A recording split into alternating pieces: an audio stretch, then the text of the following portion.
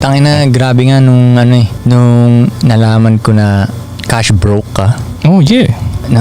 Cash broke siya. Una, sinasabi niya sa akin sabi niya, hanggang ngayon ko cash broke pa rin ako. Wala akong cash na hawak talaga. Sa ko naman, parang ang laki na ng diskarte natin dito. Wala ka pa rin. Ano yung sabihin, di ba? Nga, pag nagkakapera siya, nilalagay niya ulit sa... isang beses tol, nandun kami sa bahay. May music video kami na shoot. Kailangan ng props ng pera. So nilabas ko ngayon yung cash ko mula sa bag. Labas akong cash, kapal. Sasabi niya sa akin, tangina ko yun, nakita ko yung cash mo, inggit nga ako sa'yo, yung cash kang ganun. Sa akin, wala kang ganun. Nasabi niya, in-explain niya sa akin kung bakit. Yeah, wala. Pinapakilos ko yung pera ko. Di niya pinapatulog, tol. Oh, shit. Galing nga, galing na. Medyo na god damn, dapat nga. Kasi natutulog nga naman. After nun, mga sumunod na weeks nun, ang tapang ko na mag-invest eh. Make money to make more money. Nasa natin? Kuhain natin tong pera. Pagalawin natin to. Para ang mindset kasi dun, pag marunong ka na magpagalaw, kumbaga kahit mali-mali ka pa nung una, yung skill mo tumataas. The more na nag-save ka hanggang pagtanda mo, ang skill mo na nabubuo, saving. Savings. Mapapala natin dun. Hindi mo mapapalaki yung pera na saving lang ang alam mo. Totoo. Pwede nga hindi ka marunong mag-ipon, pero ang alam ng lahat mag-ipon eh, no? Ano yun eh, steps to slavery. Ayun yung turo sa school doon. Diba? Pag naipon mo na yung ganitong kalaking Turo pera, ng magulang mo, turo ng lahat. ubusin sa ospital yun. Wala pa ako nakakitang kayang mag-ipon na empleyado tapos hindi kayang ubusin ng doktor yung pera niya. Promise. Wala pa ako Wala ka pang nakitang empleyado na hindi kayang ubusin ng doktor yung pera niya. ubus ka kay Doc. Ubus ka kay Doc. Ubus ka kay Doc, no? So, hindi ko sinasabing huwag ka mag-empleyado Sinasabi ko, gamitin mo ng tama yung pera mo.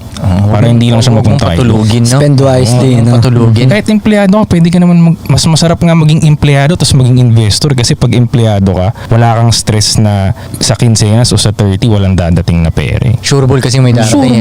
Sureball yung manat lang. Sureball. Tapos, malugi ka sa una mong investment. Sureball ka na naman yung darating. So, the earlier na matuto ka ng kung paano magpakilos ng pera mo, kahit empleyado ka habang buhay, walang problema yun. Basta marunong ka magpakilos ng pera mo on the side. Ayos lang, no? Ayos lang. Hindi yung ang goal kasi number one tip, huwag ka bumili ng bahay mo. Yun yung number one tip ng normal eh. Diba? Yun yung una mong narinig, bumili ka ng bahay mo. Number one tip ko, huwag kang bumili ng bahay. Huwag kang bumili ng bahay. Kasi pag lahat ng pera mo nilagay mo sa lupa at sa bahay mo, ano na yung next na pera mo? Kailangan mo magtrabaho. Para saan? Ulit. Ang bahay pa rin dun. Benta mo yung bahay. Para magkapera ka ulit. Hindi ba kinulong mo yung para kang bumili ng sarili mong kulungan. Totoo, man.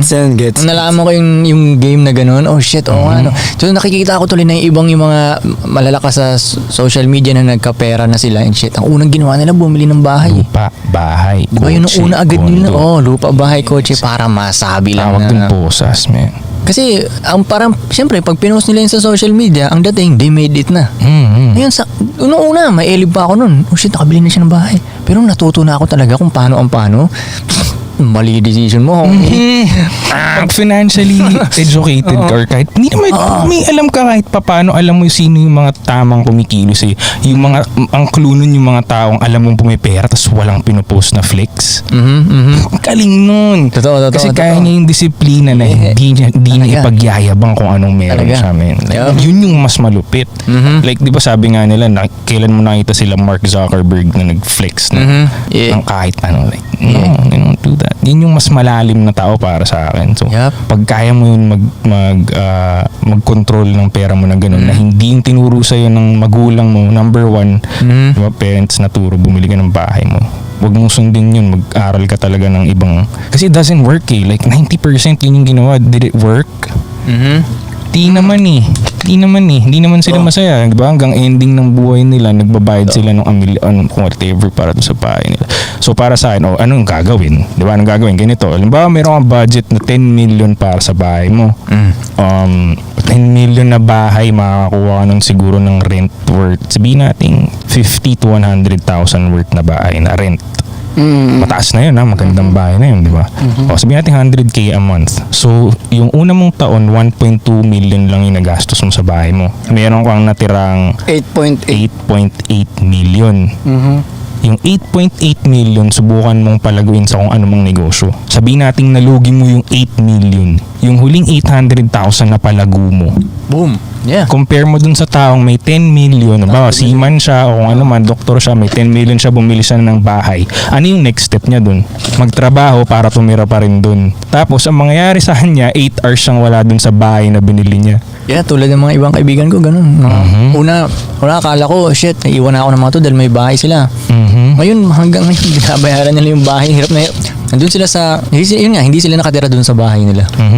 Hindi sila nakatira sa bahay nila. Ayokong maging ganun. Yung sabi nga sa akin nung tatay ko, piliin mo talaga kung sino yung mas masayang part, yung bumili ng bahay o yung nakatira dun sa bahay. So mamili ka talaga ng gagawin mo sa buhay. Ikaw ba yung bibili lang ng bahay o titira sa bahay? Magkaiba yun eh. Ang goal mo lang bumili. Yun yung usual, bumili, mag-own ng bahay. Dapat tumira, no? Dapat ang goal mo, tumira dun sa bahay. Kaya mo nga binili. Church. Diba? Ang masaya si ate, yung kasambahay natin. Siya yung Ang laki buong ng bahay niya. nandun. Ang bahay ni Ate Belen, no? Yes, exactly. Kaya Diba? doon na lang, yun nagets ko talaga na may mga tao na kayang mag-make money at may mga tao na matalino. Alam nila kung anong gagawin dun sa pera nila. Mag-make money, madali lang yun eh. Para sa akin, mas madaling part yun mag-make money. Yes, Lahat yes. nakaka-make money. Diba? Pero- ikaw, tinan mo, ikaw nga, hindi ka magaling mag-English, nakaka-make money ka. Multiplying Si yung Ninong money Chicken yan. nga, mali-mali grammar, nakaka-make money. Yes. Para sa akin, pagalingan tayo kung anong gagawin sa nagawa mong pera. Yes. Doon magkakatalo. Lahat kayang mag-make money.